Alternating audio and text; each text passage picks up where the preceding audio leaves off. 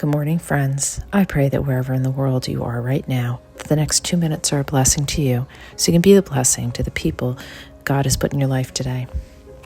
So I think it's the shortest verse I've ever done. 1 Corinthians 13:5, and it's only a part of 5. Love is not irritable.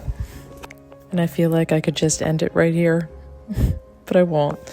I'll tell you about how I have been irritable all darn week long. Anyway, I have talked about this before, but in the Advent season, for a couple of years, I've read this Sinclair Ferguson book called Love Came Down at Christmas.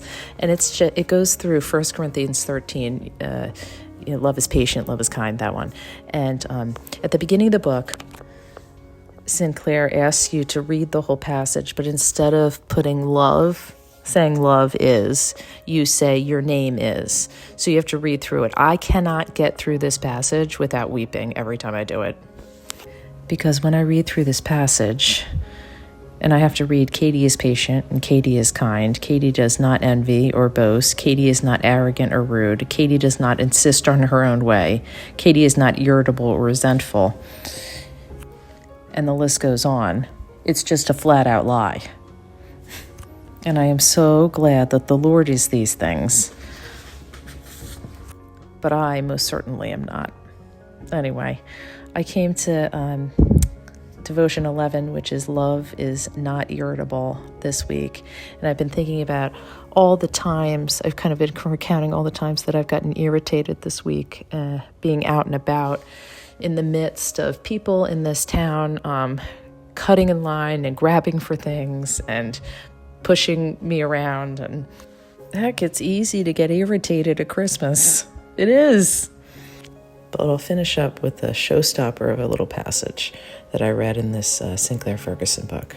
Irritability, by whatever name we call it, and whatever caused it, by other people or by circumstance, is at its root irritation with God and the way that He providentially is governing our lives.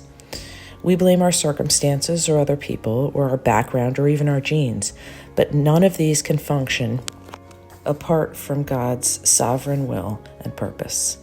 Only when we have yielded to the sovereign will of God, knowing that He will work everything together for our good, do we have a healthy spiritual detachment from the irritations of life. And when I read this, it just rung true for me. And I had to do business with God, and I had to confess my sin.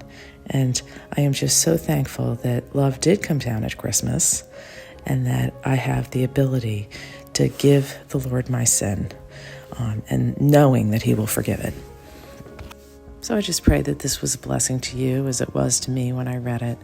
And I pray that you would have a very Merry Christmas and focus on the one who loved you so well as you go out or stay in today and be the blessing. Until next time, Katie.